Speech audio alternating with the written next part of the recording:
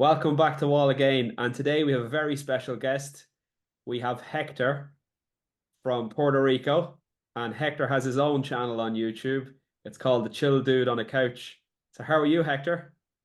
Yes, I'm good. As you can see, I'm not on a couch today. No. That's why I have the background in the back, so I'm pretty good. Uh, Nice afternoon over here. So look, I suppose we decided we'd come on and speak about an album that we both really like. It's Alice in Chains Dirt. But before we jump into that, if you're new to my channel, Wall Again, and you haven't already subscribed, please hit the button now. I'd really appreciate it. And also, if you could have a look at Hector's channel, it's called Chill Dude on a Couch, and Hector might just explain a little bit about what he covers on his channel. Yeah, so it's called the Shield Dude on a Couch Reviews. So basically, I do album reviews from my couch, but I interview bands from different genres and all parts of the world. And I also have like a series called Is It That Bad, where we talk about albums that maybe were bad and give it a rating. And I do obviously as anniversary album reviews, but yeah, basically the thing is that usually I'm almost always on my couch talking about music. So that's the gist of the channel. Brilliant. And you're very funny as well. I have to I say. I, tr I try to make jokes once in a while. Yeah. Yeah, your shorts are hilarious. Sometimes you come on and you leave me in stitches laughing with your shorts. So yeah, so check out his channel, guys. Some really good stuff on there, and Hector has his finger on the pulse with all the latest music news in rock and metal. So if you stay tuned there, you'll never miss an album or you'll never miss any news. Yeah. Okay, Breaking news. Yeah. breaking news feed, exactly. Great stuff. So look, we'll kick off with this amazing album, Alice in Chains Dirt, an absolute classic from the grunge era, from a Seattle band. So I'll just run through a couple of the boring facts, I suppose, about the album. It was released in 1992, so a long time ago at this stage. It was the second full-length studio album by the band. So they had released Facelift in 1990, and then they had released an EP called Sap in earlier in 1992, and then this was their second full studio release of original material. So this album went on to go 5 times platinum in the USA and 1 time platinum in Australia and Canada, and it went gold in the UK. And it was nominated for a Grammy for Best Hard Rock Performance. But I was looking at the other nominations, and it was a very strong year. It didn't actually win the Grammy, but the other bands it was up against was Faith No More, Angel Dust, Guns N' Roses, Live and Let Die, Nirvana, Smells Like Teen Spirit, and Pearl Jam, Jeremy. So Oh yeah. There was a hard. Who won? I think I Guns N' can't Roses remember. won actually. So yeah, I suppose the style of music, it's got alternative rock obviously in there, and grunge. It really does sound like a grunge album, but there's a lot of metal influences as well. I found in the album, it's really heavy. Yeah, it's really heavy and that's it's a uh, dark subject matter for this album as well. Yeah. Oh, for sure, yeah. That they're like Lane Staley's drug addiction plays a big part in it, but also Jerry Cantrell is talking about like war and death, and it's a heavy subject matter, that's for sure. So it was released by Columbia Records, and Dave Jordan and Alice in Chains produced the album, and it was recorded at London Bridge Studios in Seattle, which of course Pearl Jam recorded 10 in those studios. And there was also some parts recorded in Los Angeles at One on One Studios. And anyone who's a Metallica fan will be aware that And Justice for All and the Black Album was recorded there. So yeah, it's 13 songs long in total, including an untitled track. And it's funny actually because the CD version I have, the album track listing is incorrect as to what's actually on the CD. So I think it was a misprint on some versions. So I have Mhm. a unique copy that's actually it's actually incorrect. So Down in a Hole is actually song number 4, but it's shown at the end of the CD. So I don't know why that happened, but um Interesting. Yeah. yeah. And I know you have it on vinyl, which you don't have with you at the moment, but yeah, it'd be interesting to see what what the listing is there. No, the listing was correct. They had The the listing's correct. correct. Yeah, And is it because I bought it. It was like it was a newer version that they put out for a company called Music on Vinyl, which is good. They press really good vinyls, and they've done a lot of like re-releases of records. So I bought that one. It sounds really good. brilliant? And like the total length of the album is around 57 minutes. So is it a double vinyl? The vinyl for that one, no, it's no, I don't think it's a double vinyl. I think it's one. Okay. Yeah, It's just one. Okay. They must have compressed the songs onto yeah. each side, because I think the limit for the old vinyl was 40 minutes of music, 20 minutes on each side. But Yeah, maybe no, they must have done something different because I've had vinyl for albums that I think they're a little bit more. But yeah, but I think no, right now I can't remember. Is it two? You know what? It might be two. I can't remember right now. I haven't played it in a while. it's great stuff. Yeah, no, you'll have to let me know, because in the comments, even, because it's interesting. I find that fascinating that back in the day when vinyl was the only medium, they were limited to 40 minutes of music. So all those great Led Zeppelin and Black Sabbath albums, they're all 40 minutes. It's a perfect Yeah, length for an album. that's why they did the 8 songs almost. Yeah, exactly. 8 songs. Yeah. Yeah. So this one goes a bit longer. And like the production on this one is excellent, in my opinion. It absolutely stand out. And obviously the band lineup was the classic lineup of Alice in Chains before Mike Starr left the band. So it was Lane Staley on vocals and guitars, Jerry Cantrell on vocals and lead guitar, Mike Starr on bass, and Sean Kinney on drums.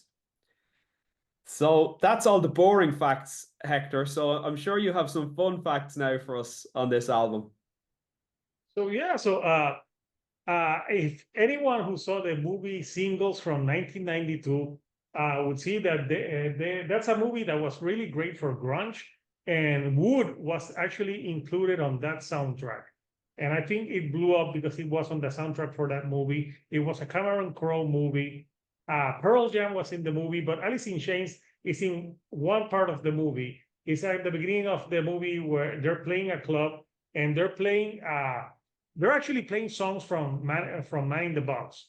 They're playing "We Ain't It Ain't Like That Anymore," and the scene is that you have the protagonist. He sees this girl in the club and he goes to hit on her, and while Alice in Chains is playing. So yeah, that's a pretty cool fact. And another cool fact is that on Iron Gland, that track, do you know who's doing the noise? Uh, It's Tom it- Araya from Slayer. yeah, yeah, very good. Yeah.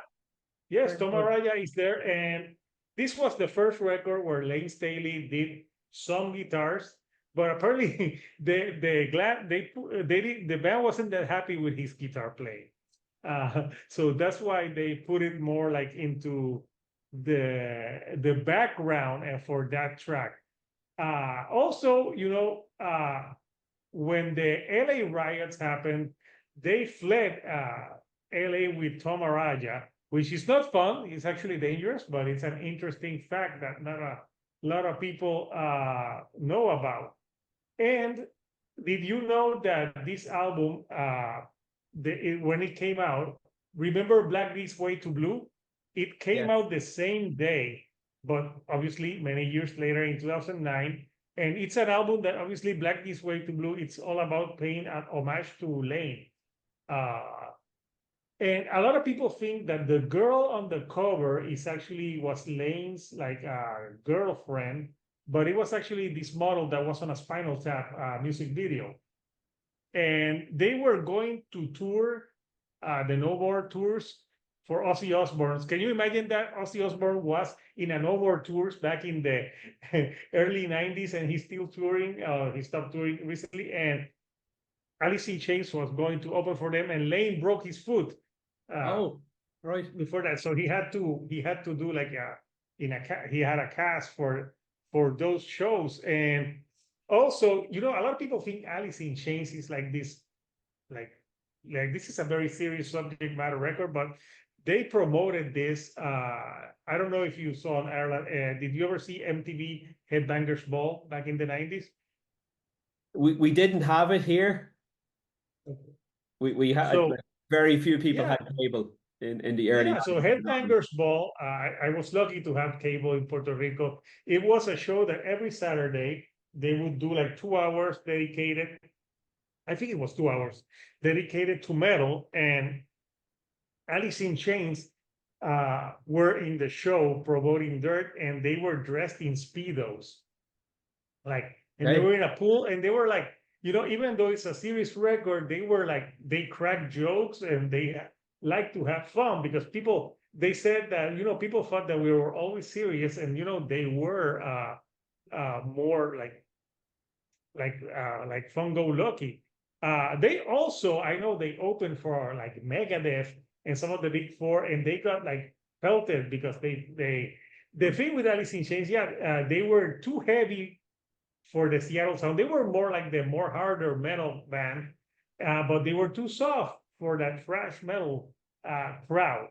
And they also, Yeah. they did some acoustic stuff, but yeah, Yeah. it's interesting those facts about them. Let me see if there's one. Oh, there's two tracks that didn't make it to the record that Okay. they later put out the music bank: Fear the Voices and Lying Season, which were outtakes from Dirt, and then they released them in 1999 when they released that music box set. So, and Fear the Voices was released as a single to promote that one.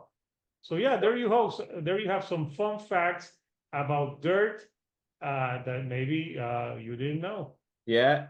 There's loads of facts I didn't know there, so that's great. Yeah, I did know Alice in Chains. They definitely like to make fun of themselves. Like they Yeah, cross dress in women's clothes and makeup. They didn't take themselves too seriously on the road, but when they were in the studio, it was obviously very, very serious. You know, they took the music very seriously, which is good to see. And on the tours with Megadeth, yeah, it's funny because Megadeth, like obviously one of the big four, but they're like a fast metal band, but they're heavy. I think Alice in Chains are equally as heavy. They're just slower tempos. When you yeah, listen. and the dual singing that Lane and Jerry Cantrell had.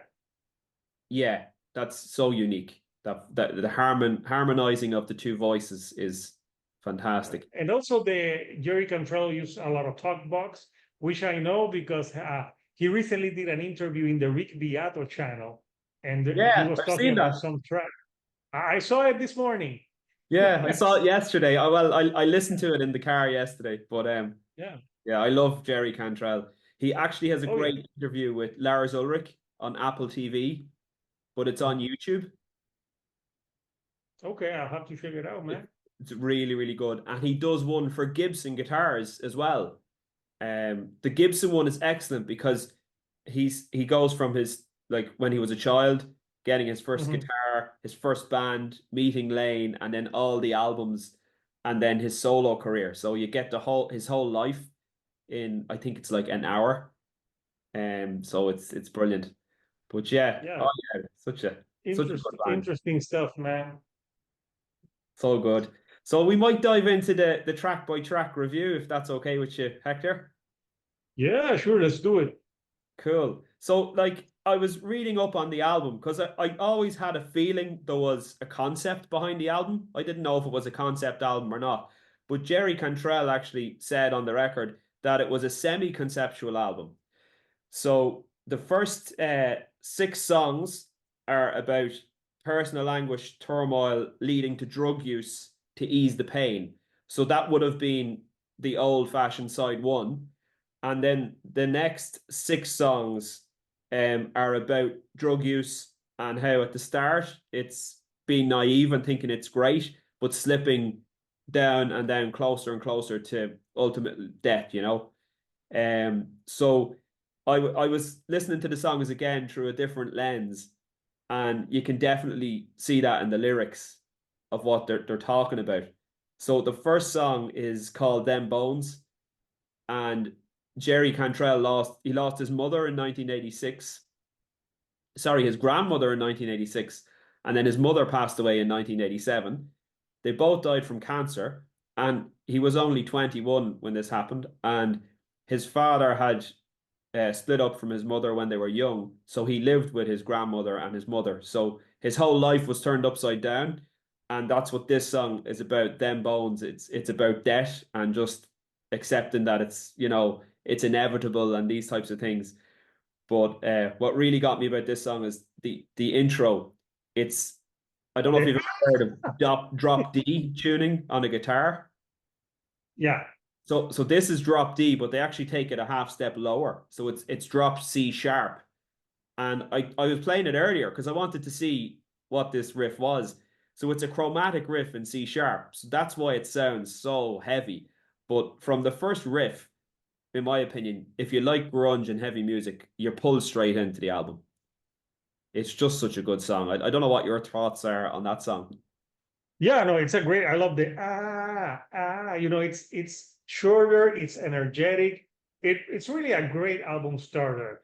And I like the, you know, like Lane and Jerry go like, I feel so alone, gonna damn bones. You know, the way they two harmonized and sang, uh, I think they were like the only band that did that. That they had two people who could sing and you could tell when it was Lane and it was Jerry, but when they both came in together singing, to me, it was just magic. That's something that made them stood out for me.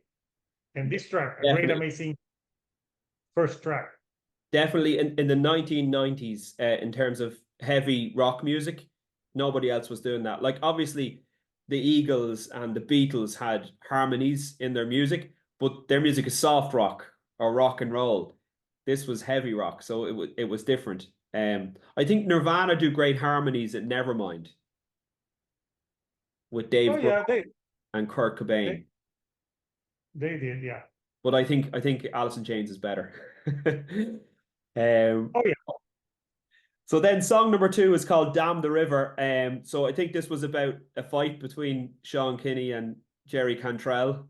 And to me, it sounds like a very Black Sabbath song, but the tempo is just faster. yeah. It's a faster song. And I like the damn that river. Yeah, it's got that that shrugging, like very like Black Sabbath influence. Yeah, very, very metal.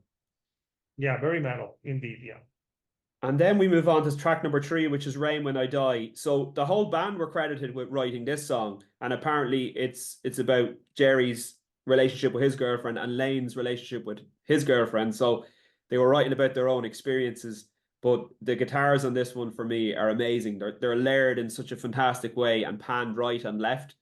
So that was a really like there's not a bad song, the first three we've mentioned here, in my opinion.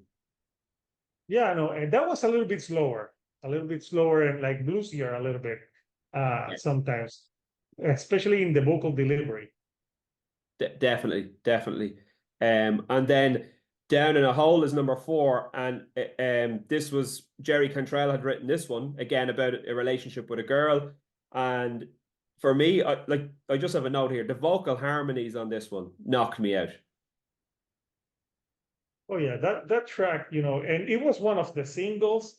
And I remember the music video, like when they go down in a hole, and I don't if I can get out of this place. You know, it's just great. It's pretty depressive when you think about that song, but like the chorus is very infectious, and you really feel like you are down in a hole when you listen to that track.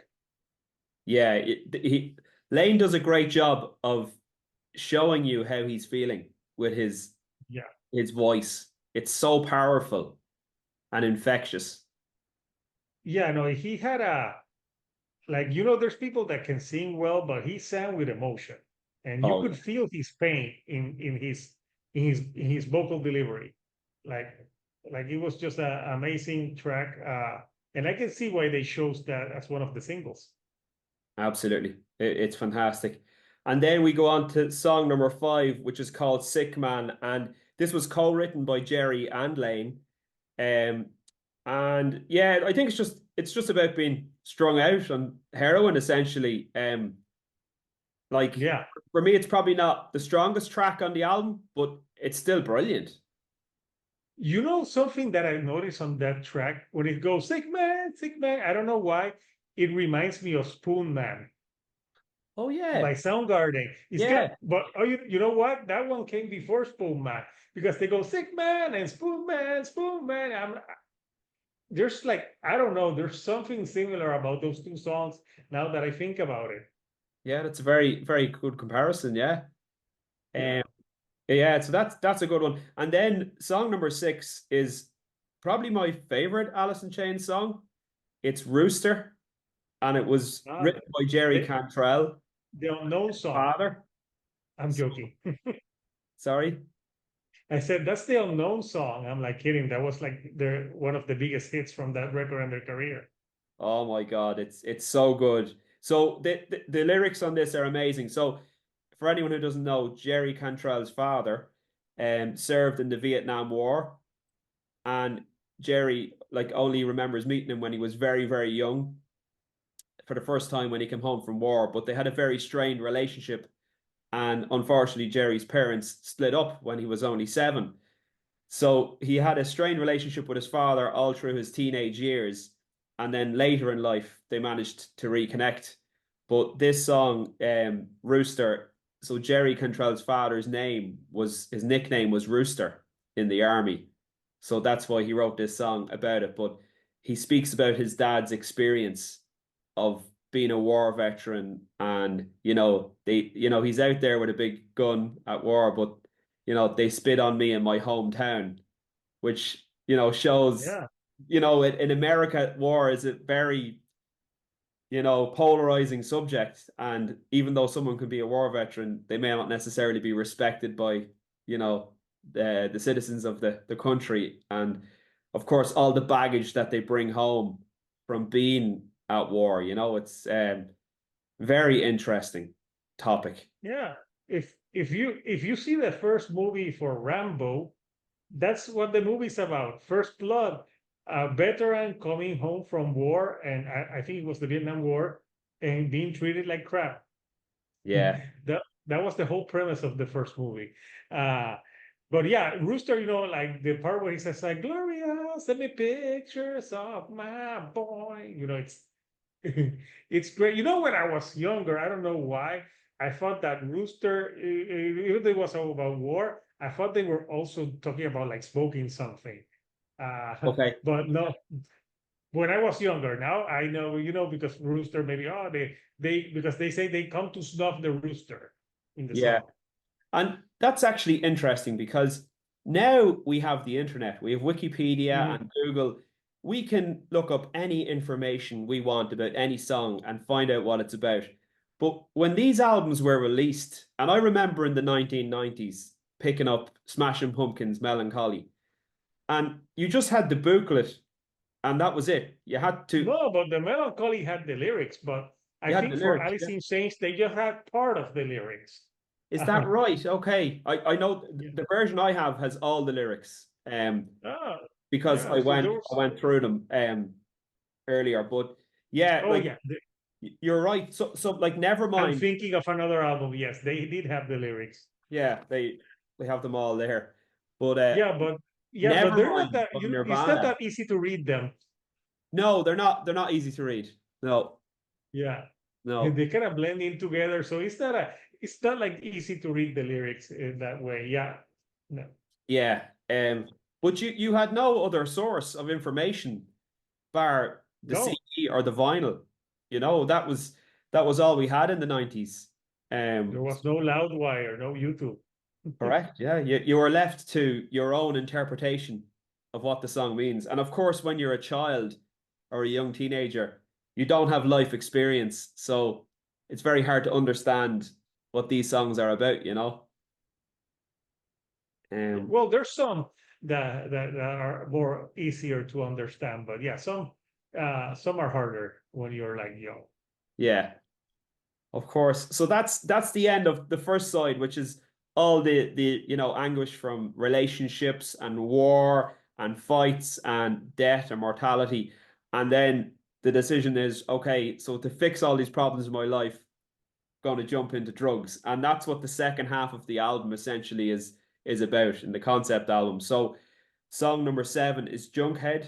And it's a slower tempo song co-written by Lane and Jerry, but there's some unbelievable lines in this song. Like they're basically saying about drug addiction, it ain't that bad. And telling like someone who has a, you know, normal life to come and try it, it ain't that bad. You know, you'll see Yeah, doing the same as me. I was blown away like when I started listening to the lyrics. Just gives you Lane Staley's mindset at the time. Brilliant. yeah, no, yeah, that one has great lyrics as well. And yeah, I think the second track, the second half of the record gets even moodier. Oh yeah. Yeah, without a doubt. Like song number 8 there, Dirt. The intro guitar lick is so unusual and infectious. You just really want to keep hearing it. And then he brings it down, and I think he brings it down an octave, and he's playing that riff behind Lane, and Lane is talking about manipulation. So I don't know whether this is from a drug dealer or who it's from, but he's talking about being manipulated. Yeah, it's very heavy. Yeah. Yeah, those two songs, and there you go back, and those two songs back to back is part. Maybe it's like almost the darkest part of the record. Yeah, for sure. And then we go on to Godsmack, which is like there's a line in that song which sums it up for me. God's name is smack for some. Yeah. So, you The know, only bad thing about that song is that the band Godsmack oh, shows that as the name of their band. yeah, that's right. Yeah, they were a huge band in the States and North America. And they were heavily influenced by Alice in Chains, but they're like, no, we're not. Come on, dude. You name your band Godsmack, and obviously they were Alice in Chains. Yeah, of But yeah, course. Of course. That band, they weren't so big in Europe or in Ireland, but I know yeah, they were huge in North America. yeah. Nor in South America where they tried to tour and they didn't sell out. Yeah, okay, yeah. And then we move on to your favorite song, Iron Gland. Yeah, it's hardly a song. It's more of like an interlude to the next thing, but uh it almost sounds like the beginning of Iron Man, like Yeah, I am Iron Man, and sure, and you have Tom Araya there. So it's basically like an intro to the next part. It's barely a song.